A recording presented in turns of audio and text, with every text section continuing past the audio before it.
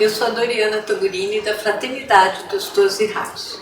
Eu estou aqui hoje para introduzir para vocês a apresentação do nosso curso, que vai ser online, Tarô da Fraternidade Branca e os 12 Raios. Esse tarô foi movimentado por conta de uma necessidade minha muito grande de ter instrumentos adequados para as minhas interpretações. Porque eu lia vários tarôs, né? Desde o de Marcélia, do Patini, que é maravilhoso. Enfim, eu tive muitos tarôs, tenho muitos tarôs aí, mas eu sentia que espiritualmente não batia com aquilo que eu percebia, o que eu via, né? Então, houve uma bela de uma descoberta de um rapaz chamado Ricardo Ribeiro Machado, em que ele começou a desenhar para mim os 12 raios. Todos os casais de arcanjos, de mestres e Elohins. E depois, ao longo dos anos, conforme a vida foi passando, a gente começou a desenvolver essa questão do próprio deck de lâminas diferentes que pudessem ser levadas para o mundo.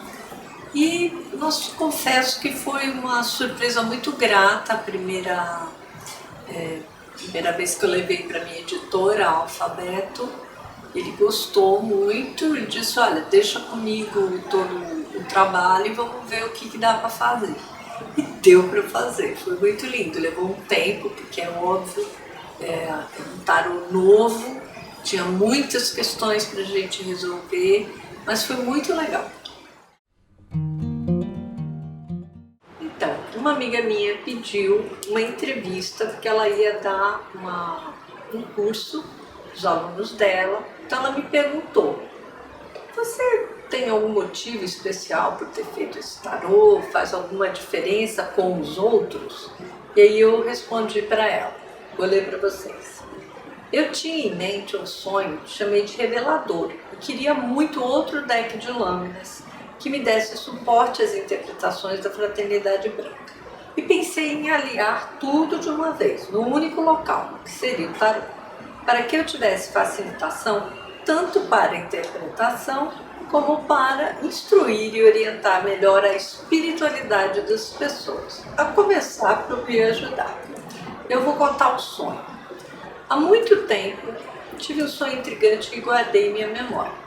Sonhei que me encontrava no Egito Antigo, dentro de uma pirâmide, percorrendo um longo e amplo corredor. O corredor era dividido em grandes câmaras, cada qual com um grande painel de pedra na parede, colorido, em baixo relevo. As imagens eram em baixo relevo. Essas imagens representadas nos painéis tinham uma força tão poderosa, e era simbólica, testemunho de uma sabedoria antiga já calada no tempo. Lembravam gigantescas lâminas de tarô, cujo significado simbólico somente os iniciados nos mistérios antigos poderiam decifrar. Havia ao todo 24 câmaras, cada qual com uma moldura de pedra que sustentava os painéis. No entanto, só se viam 22 placas. Nas outras duas câmaras restavam apenas as molduras vazias. As placas haviam sido destruídas. As imagens nelas esculpidas haviam sido perdidas para sempre. Ao longo dos anos, a lembrança desse sonho, da imagem das molduras vazias, tem me acompanhado. Com o meu trabalho de taróloga desde os meus 12 anos, imaginem quantas incontáveis leituras direcionadas a mim e aos outros, fui sentindo que em determinados pontos nas leituras, as cartas disponíveis não se encaixavam mais. Para ter uma leitura apropriada e diferente, eu queria um campo evolutivo mais espiritual. Resolvi então, somando essa minha necessidade pessoal, a lembrança do simbolismo do meu sonho, resolvi acrescentar 2 cartas às 22 relacionadas aos arcanos maiores dos tarôs tradicionais. São elas a carta da dúvida, que é o número 22, e a carta da pausa, 23. Com isso, espero que inseridos dentro do baralho, essas cartas possam lhes auxiliar na leitura do mesmo modo que me auxiliaram. Essa foi a primeira rodada que eu dei para ela da entrevista. Depois, claro, a gente tem que aprofundar. Então, o que contém esse trabalho? 12 cartas sagradas dos 12 raios, que por sua vez contém todos os regentes destes raios, que são casal de mestres e mestras, arcanjos e arqueias, Elohims e Elorás.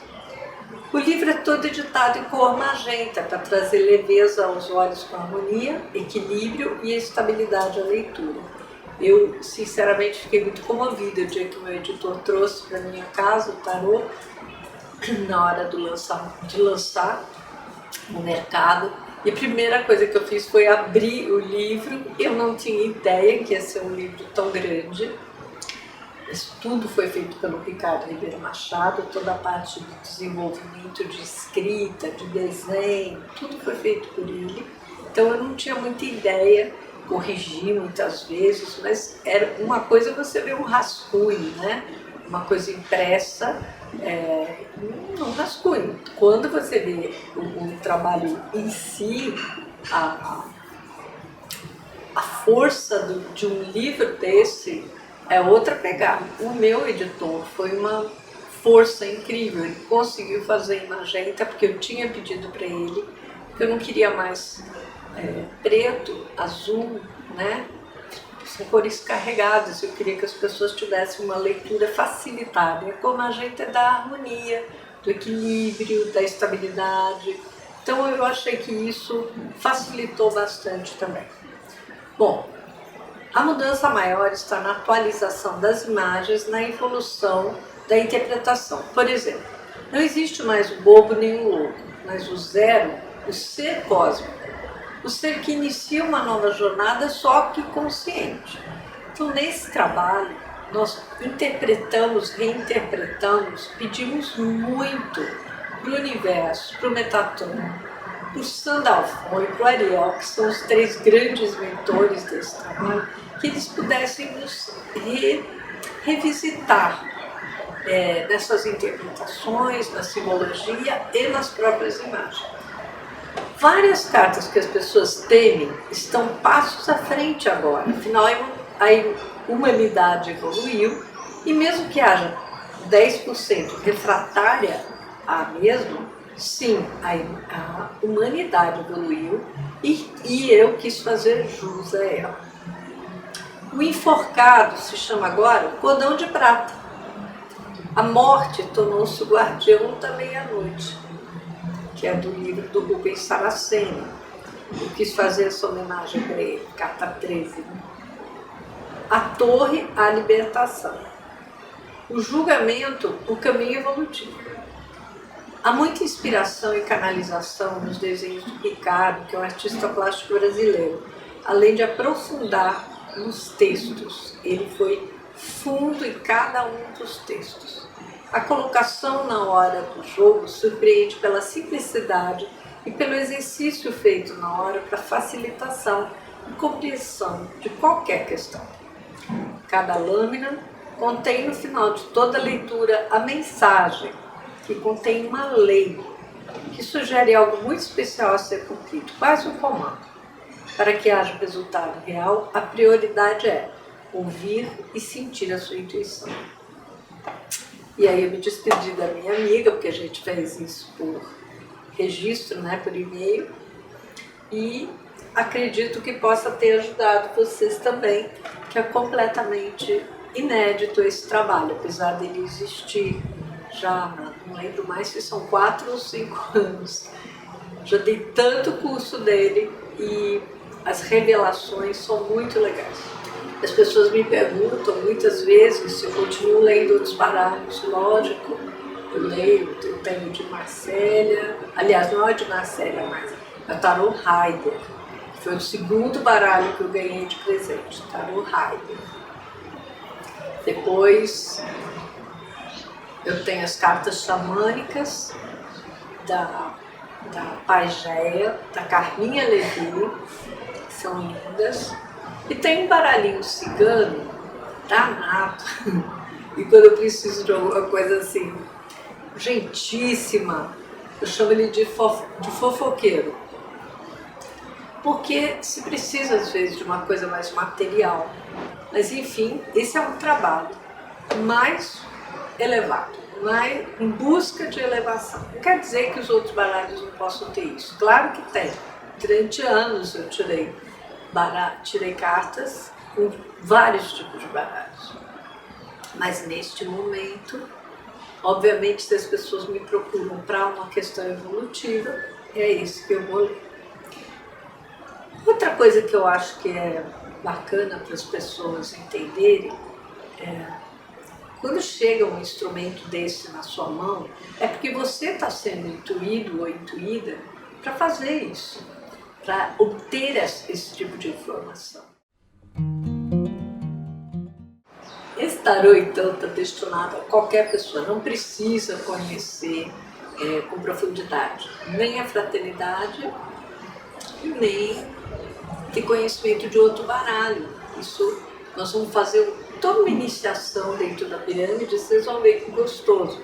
E a gente vai apresentar lâmina por lâmina, vocês vão fazer um encontro com os seres de luz de cada lâmina e isso vai facilitar bastante para cada um de vocês. Então, para quem gosta de tarô em geral, para os curiosos, né?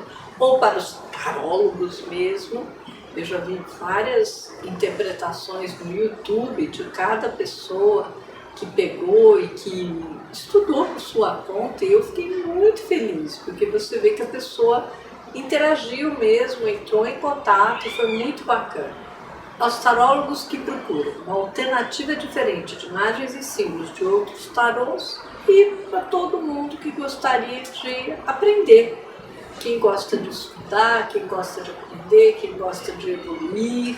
Eu espero de verdade que essa força seja movimentada de uma maneira muito legal, que dê para vocês a chance de evoluírem, de movimentarem as suas próprias iluminações, suas próprias energias, porque ele é um oráculo que pode ajudar vocês de diversas formas no seu movimento.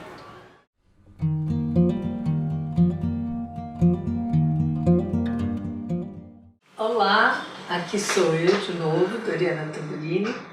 Disse para vocês que ia ter uma surpresa e eu trouxe a surpresa. A surpresa veio, que é o nosso querido amigo ilustrador, artista gráfico, arquiteto, mago, tudo que a gente puder dizer dele nós vamos falar, que é o Ricardo Ribeiro Machado. Ricardo, você ter vindo. Eu que agradeço o convite. Imagina. Eu também estou surpreso, porque eu não sabia que era uma surpresa. Espero que ninguém fique decepcionado. Imagina, uma bênção ter você. Um parceiro de tantos anos, né? Desde 93. 93, quando a gente desenhou pela primeira vez os arcanjos. Lembra? Eu lembro que eu achei que você era doida, porque eu falava, a Doriana chegava para mim, desenha os arcanjos do oitavo raio. Até hoje eu me lembro. Eu desenhei lá, é isso mesmo. Eu falei, qualquer coisa que eu desenhar, ela vai dizer que é isso mesmo. Eu não sabia que tinha toda uma história em relação a mim, atrás em relação a ela, né? E era uma coisa mais intuitiva. E com o tempo eu fui aprendendo, né? Naquela época não existia assim uma maneira de explicar a fraternidade branca. Eu conhecia mais os decretos que ela me apresentava. E a gente foi desenvolvendo um trabalho ao longo de 20 anos e que o trabalho resultou justamente no tarô, que está aqui mais ou menos um compêndio, né? Um conjunto de tudo que a gente desenvolveu e intuiu principalmente, né? Para poder apresentar para as pessoas.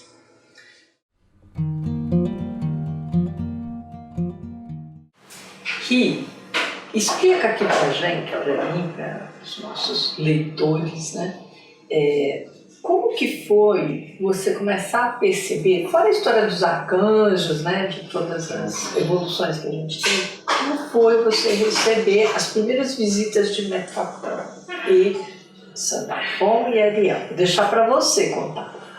O Metatron foi uma história muito longa que só foi percebida muitos anos depois. Eu fiz um anjo, uma irmã, uma figura de anjo, eu nem me ligava a essa história, nem sabia o que era. Fiz um anjo que achei que ia ajudar a minha irmã, que era muito amiga da Doriana na época.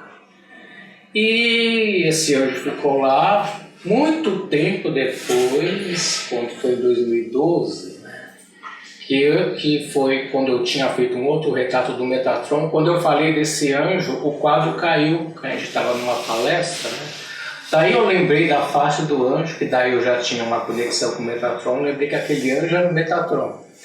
Então, de certa forma, ele que iniciou esse processo, inclusive da ligação, porque a Doriana viu aquele quadro que eu tinha feito para minha irmã e fez o contato comigo, já querendo que eu fizesse as figuras para ela. E foi assim. E o Metatron, o Sandalphon, de certa forma, o Sandalphon, através da parte da escrita, da comunicação, o Metatron mais da parte da vibração, da consciência, em cima do trabalho, da criação das imagens, eles, de certa forma, ajudaram a conceber esse tarô, né? E foi todo um processo assim que até hoje em dia eu estou descobrindo coisas em relação às cartas, né? Mas começou com uma coisa muito simples. A Doriana trabalhava com tarô, que ela não gostava muito. A gente pensou, se a gente fizer um tarô para você trabalhar, e começando, foram vários esboços que foram feitos, várias imagens. Uma época tinha até um tarô que era para colorir, né? Que eu tirava xerox das pessoas, coloriam. E foi para uma outra história que eu consegui fazer as imagens, a Doriana não conseguia fazer o texto, ia para uma editora que no final não deu certo. E eu comecei a fazer o tarô por conta própria, durante uns anos, assim, tentando refazer aquelas imagens que eu já tinha perdido, né? E até que a Doriana chegou, tem uma editora, estou querendo fazer o tarô, e aí faltavam algumas imagens, aí foi uma correria, né? E foi interessante, enquanto eu fazia essas imagens, acontecia assim, tinha sempre uma relação com o coletivo, né? Então, naquela época teve muitas mudanças, eu nem lembro exatamente o que aconteceu, tipo aquelas marchas em Brasília, né? E tinha sempre uma relação com a imagem que estava sendo criada, embora a imagem já tivesse sido concebida antes. E até hoje em dia eu vejo certas relações com a coletividade, com a evolução das coisas que acontecem. Teve aquela história das Torres Gêmeas. Isso foi na primeira concepção, na primeira etapa que foi feito, era 2 torres e 2 aviões, né? Que era a carta da Lua. Eu nunca... Que ele tinha feito isso mas muito isso foi em 2006, né? Depois que a Doriana falou, essa imagem até se perdeu, né? Então, outro dia eu vi, não sei aonde, que eu estava lá no xerox. E teve uma relação com a... E a Doriana lembrou, nem lembrava. Falar das Torres Gêmeas, puxa, é verdade. Tinha uma carta que tinha essa relação. Mas assim, é sempre não uma falar, eu previ uma coisa, era sempre tentando captar o coletivo através justamente da consciência de Metatron, que essas imagens foram se manifestando. Aí foi evoluindo no sentido disso, né? E até hoje em dia, o tarô já foi publicado há 5 anos, né? Até hoje em dia eu vejo nas imagens reflexo do que está acontecendo. Que legal, né? E eu fico doida ouvindo você. E do Ariel? O Ariel tem uma história, né?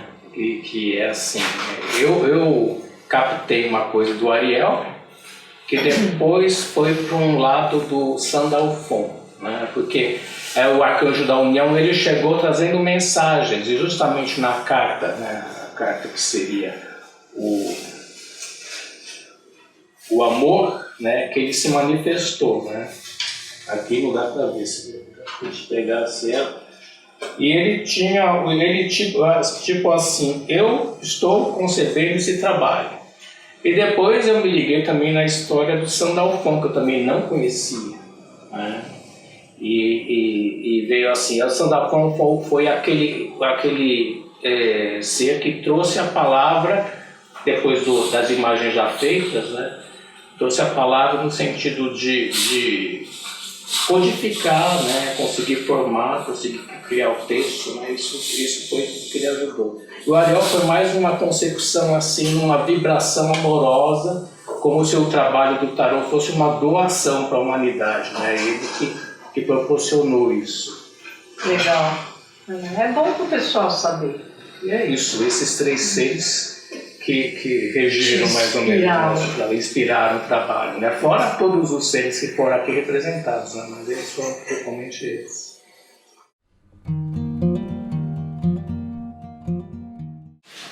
Ricardo, conta aqui um pouco para a gente, quando você pegou esse material para desenvolver comigo, você sentiu muito falta de ter uma definição dos termos, né? Glossário. É um glossário que a gente criou, um glossário. Gente, foi ele. Mas através dela que eu fui. É que a Doriana era interessante, que na época eu achava que não tinha nada a ver, depois eu achei ótimo, que ela nunca explicava as coisas, né? Ela deixava as coisas fluírem, e através disso que eu ia aprendendo o que simbolizava, o que era raio, o que era disco solar, né? Porque ela achava, vamos trabalhar com disco solar, né? Então, foi através desse trabalho, porque na época não existia assim, nada mais simples, mais sintético que explicasse o que eram os raios, o que eram os discos solares, qual a função do mestre, do arcanjo e dos elementais dentro de cada raio, né? E isso, nesse livro ele tenta trazer isso, né?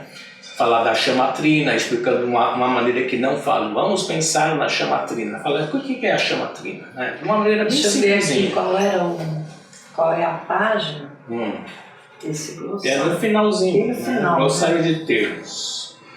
Que fica assim. O que é Deva? Essas coisas. Página 157. Eu não sabia também quando a gente começou o trabalho, mas com o tempo a gente vai trabalhando, vai entendendo como funciona e tenta colocar aqui, né, de uma maneira mais simples, para quem quer se iniciar na Fraternidade Branca ter um acesso mais fácil. E me lembro que quando ele diz, não, eu não dava muita explicação, eu falava, quero os arcanjos do oitavo raio, quero arcanjos do nono raio. O danado ia lá e desenhava com a cor certa. Então, assim, eu ia falar o que para ele se ele já estava na captação, na canalização e desenhando. Quer dizer, para mim ficou patente desde o primeiro dia que a imagem que você captava era o que eu realmente imaginaria. Então, se tivesse algo fora do normal, eu também falaria, eu nunca falei. Eu acho que se ela tivesse chegado para mim, o raio é isso, a cor é essa, o ser é assim, acho que não teria funcionado, porque muitas coisas, inclusive, saíram um pouco do padrão. Você lembra quando eu fiz o Hilarion, né? Saiu um pouco do padrão, mas teve sempre um motivo. O Hilarion dele saiu careca, né? Muito engraçado. Depois eu pus a peruquinha. E depois ele ficou a cara daquele ator que fez o papel justamente do São Paulo no filme. Então, assim, tem umas coisas muito expressivas, né? Assim, muito criativas. E tem todo um processo que eu não entendia, a Doriana talvez entendesse, mas eu não entendia na hora. Mas tudo tinha uma razão de ser. As próprias cartas tinham uma razão de ser. Tinha um momento certo de se manifestar. Me lembro quando ele fez a Lua, foi a única carta que eu contestei, literalmente. Isso é uma lua pesada, né? Uma lua difícil, uma lua toda das torres. 11 de setembro é uma lua. Então, e eu disse, meu Deus, eu não quero levar isso para as pessoas, né? Rio, você vai ter que inventar outra coisa aí. Aí eu pensei, lua me reporta muito a história emocional, claro, né, do feminino, da mulher. Aí eu falei assim, põe Conin que não vai ter erro, né? E aí foi muito bom, foi muito legal. E eu me lembro que, assim, especificamente, as cartas, eu queria que tivesse uma interpretação também diferente, porque eu tinha sofrimento de ler cartas normais, tarô de uma série, seja qual for, o Heider, né? Eu tinha o tarô Heider, o do Luigi Scapini, que é maravilhoso, tarô medieval. Mas o que acabava acontecendo? chegava uma hora que não batia com o que eu estava vendo, com o que eu estava intuindo, com o que eu estava sentindo. Eu comentei isso com ele, disse, olha, não dá mais para ficar usando esses tarôs como medida para mim. Claro que se eu tiver que fazer, eu vou fazer, mas eu já estou falando outras coisas, né? Já não bate mais. E em tantos anos de trabalho da Fraternidade Branca, eu conheci a Fraternidade com 18 anos, eu já lia tarô desde os 12. Então você imagina, era um sofrimento para mim. Então ele entendeu de alguma forma, não sei se todo o sofrimento, mas percebeu que eu estava confusa para tirar as cartas, né? Que eu comentava muito com o Ricardo. A gente teve uma época que a gente era unha e cola, assim, bem forte. Então ele me desenvolveu esse trabalho de uma maneira espetacular. Eu só tenho que te agradecer.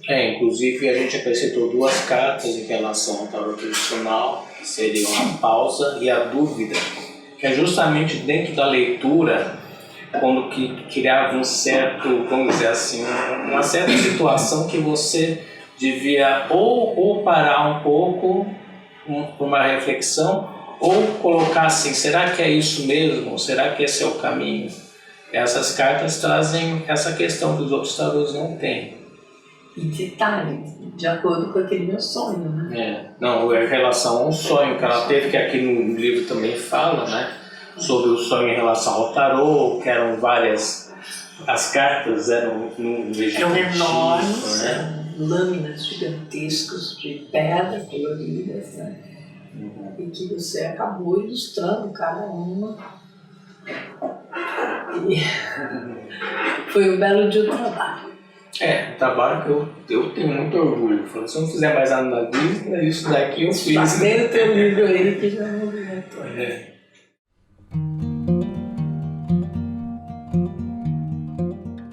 E para fazer uma iniciação, como que você faria? Assim, além desse tarô, além da leitura normal que a pessoa pode efetuar, tem também as iniciações através da própria carta, né? Se concentrando nas cartas e tentando... Porque as cartas são como os passos, né, de um processo evolutivo que começa com um ser cósmico, esse ser cósmico vai evoluindo, vai chegando, até chegar na carta final, né? Que a carta final também é um processo de voltar novamente, né? Uma evolução eterna. Né? Uma espiral de evolução. E, ao mesmo tempo, essas cartas eu fui descobrindo enquanto eu fazia, e atualmente também, que ela tem relação com a coletividade, com o tempo que a gente está passando, né? Assim, por exemplo, cada ano teve uma relação com a carta, né? Eu dando o exemplo desse ano, que é a carta do Sol, né?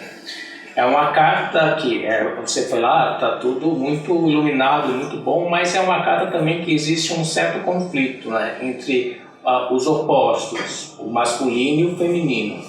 E às vezes as pessoas têm dificuldade de reconhecer um outro lado, que ela vê como oposto a dela, né? O dela, e seja assim a força que às vezes eu não identifico em mim, eu acuso nos outros algo que também é meu, né? E se eu admitir aquilo em mim, eu posso evoluir como um ser pleno, que é o caso da carta, né? Depois acho que ela vai mostrar direitinho, que é os seres se unindo, né? As partes todas se unindo, um ser só entrar numa evolução, ser o ser pleno, seguindo dentro do processo evolutivo, tem todas as suas partes. Bacana. Muito legal. Eu que agradeço. Pela palhinha e pela oportunidade, porque isso vai ser uma bela de uma surpresa para as pessoas. Que bom. Espero que as pessoas tenham gostado. Espero que eu não tenha falado demais. Imagina. E que as pessoas aproveitem, né? E principalmente tenham acesso ao nosso tarô. Foi um trabalho feito com muito amor, e todos que puderem observar alguma coisa, eu acho que eles vão gostar. Obrigada, Ri, que Deus te abençoe, viu? Metaton também. Metaton também, agradecemos a ele, Metaton, Sandalfonso, Ariel, todos os seres também representados aqui. Todos os mestres, os Elohims e os arcanjos. Todas as hierarquias. Muito obrigada, muito obrigada. Gratidão, gratidão, gratidão.